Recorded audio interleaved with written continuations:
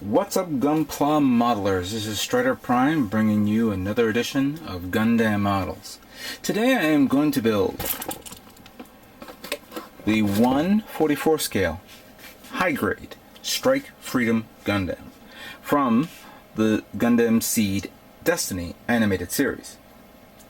This was one of those cool mobile suits that came out of the near halfway through the series, and it has sparked, I guess, one of the biggest favorite kits in the Gundam universe for God knows how many years.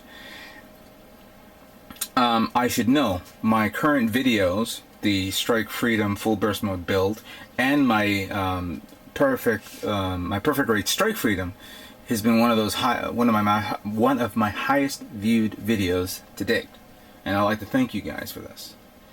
Now, what's so special about the high grade? Well, it's not the high grade that just came out recently when they were doing the actually no, to tell you the truth, correction, I was going to say it wasn't the high grade kits that was reissued again when the HD series were coming out. But don't be surprised if this kit comes out in HD with the after part, decals and stuff like that.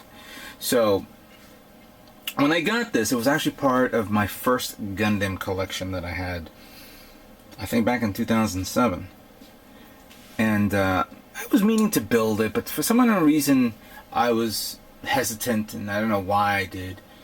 Now, clearly what you guys are seeing is some bent, the boxes have been bent and misplaced here and there. Reason why this is like this is because I attempted to sell this kit among other kits that I sold.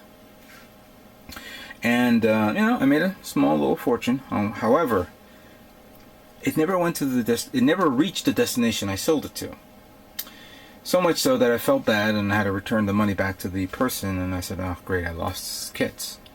But then a few weeks later, my box came back to me, warped out, beaten up. Kits were all okay, but the boxes were a little worn out. And I had a strange feeling that this kit is asking me to build it again. And since we're going to be now seeing the new Destiny, the new HD Seed Destiny series coming out in clearly calendar year 2013, I think it'll be nice to build this kit. Just do a quick build. I'm not doing no customs, guys. It's getting cold here, and I can't do any painting and airbrushing and things like that. I will be doing some touch-ups, of course, if I screw up on some parts where I snip off the wrong part incorrectly. And definitely I will do some panel lining. But for now, let's build this cool little kit and see, how it is. Detail-wise, it's pretty nice. And when you look at it, it reminds me of I don't know if you guys remember the 1/60th scale version of the Destiny. Not the perfect grade. The first one that came out that was had its own LED lights, and I think it was in its elbows and its arms and legs. I forgot if that was true or not, but it was light up. It didn't have some of the features that like you don't see in the perfect grade kit. So you see the mold is kind of reminiscent to that. It comes with these two little parts here that you can show as the Dragoon systems fly out. I know that Prime 92 made a beautiful custom of it, where I think she got this, or I think she custom made these. I may have to review her video again, and she did it for all 8 of the Dragoons. I'm not going to do that. I'm just going to do a regular build, and that's pretty much it. I want to get something done before the year is out. Of course, I think this kit came with its own stand. As a matter of fact, let's open that up and see what we have to work with here.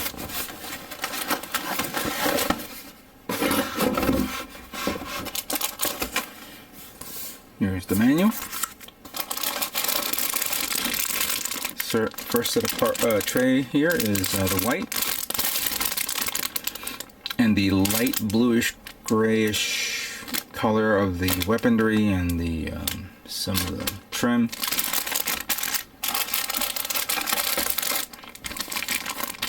Some of the gold parts here, and of course blue parts for the Dragoon systems and the feet, probably the waist and the chest unit. This is the royal blue, the royal blue, but this one's the navy blue. And this is actually the A. I think this is the A tray. Yeah, it is. Because then you have the wings, some trim, red trim here, some of the joints, chest. I think the white had the head, and here's the yellow V fin here. Some stickers, some more gold parts, which pretty much dictates the joints, the hands. Where did this come from? I think this could be the feet, but could be wrong. And then here are the effect parts, the parts where the Dragoon flies out, the energy shield, and the two beam sabers.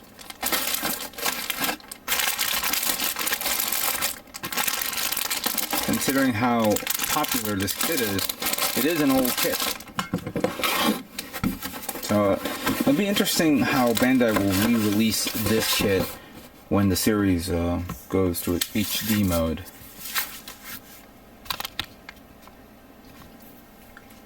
Simple manual, of course. And here's a picture of the Strike Freedom, and it's all cool little details.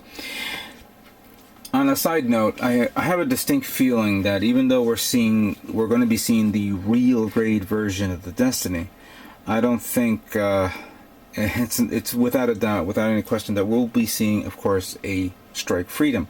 But since we saw in the last show where we saw all those other kits, the gun cannon, the Zagak, the Golf, and what was the other one? I completely. Oh, and the GM. Supposedly coming out as real grade kits. We're gonna have to wait through all those kits before they decide to make maybe they make a Strike Freedom kit. Who knows? This page, of course, detailed information on all the parts and locations. I don't see any parts here that's not going to be used, except for some polycaps. And then the manual goes through the assembly of the chest, head, weaponry, arms, waist unit, legs, then the final assembly, and then the wings, and the placement of all the other parts.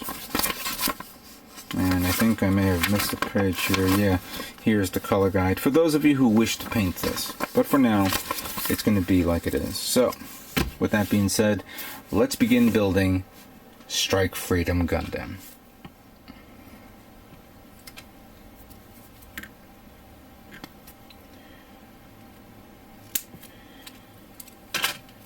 If there's a question that I want to ask Bandai is, why only 2 of these effect parts? You had enough for, you have enough spacing for 4, and there is only 8 Dragoon units on this kit, so why only limit to 2?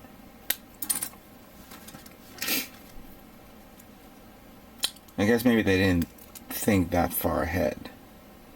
Or maybe they thought, you know what, we'll make money off some aftermarket parts. But I haven't seen any. I don't see Bandai official aftermarket parts just so I can put the Dragoon kit missiles, in that nice display. But that's alright. Maybe in the HD version of this kit, when clearly when it comes out, we'll see. Maybe they'll add the other 2, so that could be a possibility.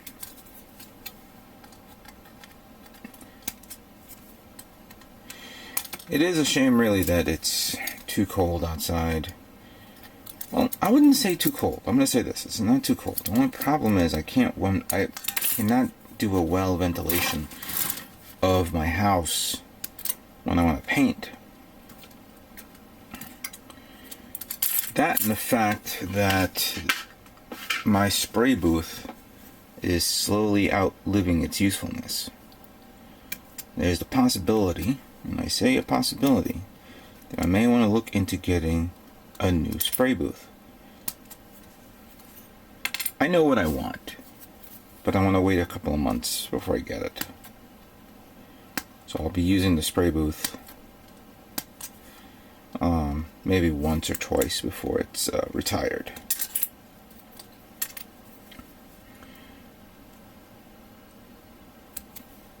Okay.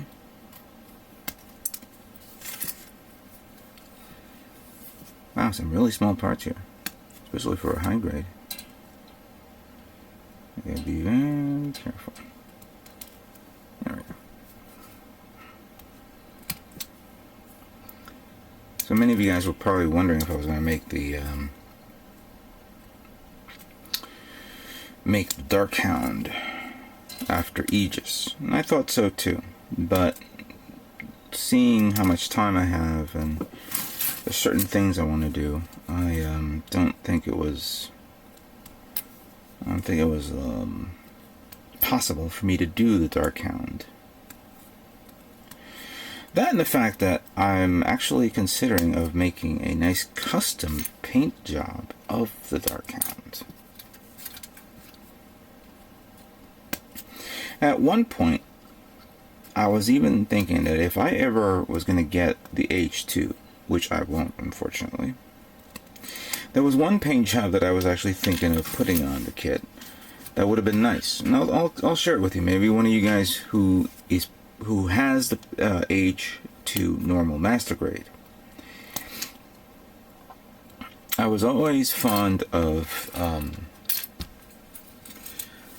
aerial show aircrafts, I would call them. Usually aircrafts that you see at shows, like the Blue Angels or the Thunderbirds. I think the Thunderbirds here in the States, and I know in other countries you guys have your own multicolored aircraft. I think the Thunderbirds one is white with blue and I think stars on it. I think that if I'm not mistaken, that's pretty much what it is. So I was actually thinking of doing that on that color scheme on the H2 master grade at one point. I'm not going to do it for the Dark Hound because the Dark Hound doesn't fit that look to it, but if anyone's interested in doing something like that, I would probably recommend you do that on the H2.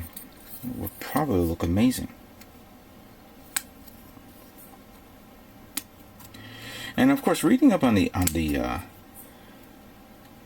Strike Freedom, you have to admire the fact that this is one of the most looked at mobile suits out there. People clam over this kit for some unknown reason.